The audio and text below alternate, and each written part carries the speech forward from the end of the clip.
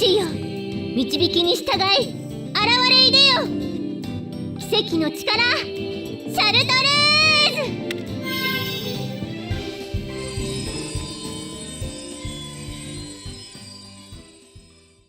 Phantom Brave. The Lost Hero is apparently a sequel to a game that came out way back in 2004 for the PlayStation 2. A time where in my teenage years, I never really had the courage to ask my parents for a new console after my original PlayStation finally met its demise. And while it did have a bunch of expanded remakes and remastered versions in the past couple of years, it was only in 2025 where it finally caught my eye. But right from the get-go, I have no idea what to expect. I have no prior knowledge about the game, nor did I even try to get any further information as what's about to unfold. This is a game that I really wanted to try for the first time blind. All I really know is that it has the same developer, Nippon Ichi Software, that publish and develops the Disgaea titles. And as someone who has played through a couple of their games in the past, I felt genuine excitement and terror. Excitement that I might spend a lot of time in this game, as well as the terror that I might actually spend a lot of time in this game. So, without further ado, let's just get right into this, shall we?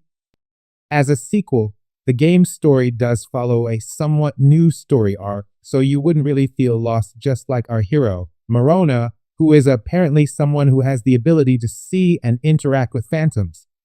However, she also has the powers that allows her to confine these phantoms to certain objects and give them physical forms to aid her in battle.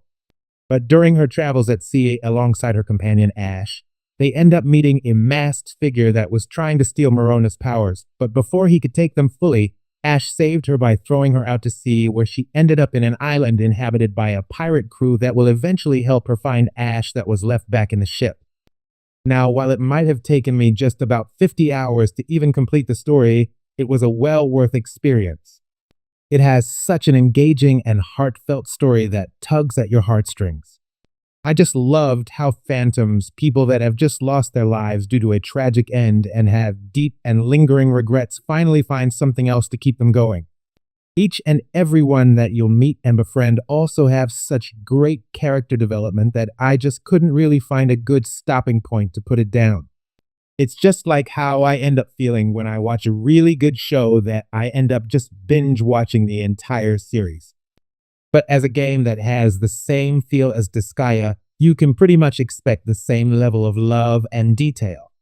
It's a tactical type RPG, but with a lot of twists that makes it really unique, and that's coming from the people that made Disgaea, a game that already has its unique quirks. So let's break them down a bit. As I mentioned before, Marona has the ability to confine her phantom friends into objects in the world. She can also gain the ability to confriend a phantom, which is basically fusing herself with her phantoms and allows her to gain their unique abilities. What's a bit more unique here is that confined phantoms gain certain bonuses based on the objects they're fused with. Certain scenarios can also have some unique interactions with gadgets. And some gadgets like a catapult or cannon provide certain strategic advantages when used right, which adds to the level of complexity, but it's one of those that are satisfying to use. Similarly, as you progress through its core story or when you finish certain quests, you'll also unlock more types of familiar phantoms if you already tried some of the other titles that they're known for. From human-type classes like fighters, mages, archers, to more monster-like abominations.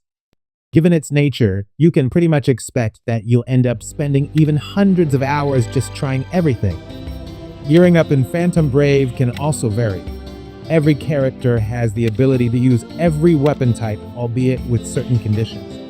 If a character has an innate skill or ability based on a certain stat like attack or dexterity, equipping a weapon, object, tree, or even a barrel that has low base stats in the required field means you'll just end up doing far less damage than equipping an item that fits its necessary criteria. Some abilities are also tied to the weapon you're using, so if you ever switched weapon types without learning them yet when you reach the required level or weapon mastery, then you lose the ability to use them later. And while you can buy a lot of these weapons through the shop, there are also quite a few other ways to get them. Dungeons created from treasure maps is one of them, while setting up a salvaging crew while you do the story or do other things eventually nets you a random item once they do come back. There's a handful of other options and unlockable features that you can also expect in Phantom Brave, but I'll just leave that for you to figure out later. Its stages or fields also offer varying shapes and sizes as well as elevation. This is also beside the fact that you've got multiple biomes that offer both the vibrant islands filled with greenery, the cold and snowy mountains, or even to the most dreaded of places. It's these kinds of differences to the stages that makes every encounter fun rather than repetitive, especially since summon phantoms only have a limited amount of turns before they get removed from the field, so strategizing how to optimally clear a stage becomes the main draw that makes me just come back to the game every single time. It's not called a tactical or strategy RPG for nothing, that's for sure. Phantom Brave. The Lost Hero is definitely something unexpected. There's a good amount of content with replayable scenarios as well as more added content on top. Its story is great and engaging without making you feel that you're stuck in dialogue hell for hours. For better or worse, it found a good balance between sandwiching its story bits and their gameplay elements. The only thing that really soured that dough is the fact that every few hours, the game on the Nintendo Switch keeps experiencing errors that forces me to restart the game every now and then, besides the fact that camera angles when casting skills are often out of focus. And for everything else gaming, choose Envision. A community built by gamers.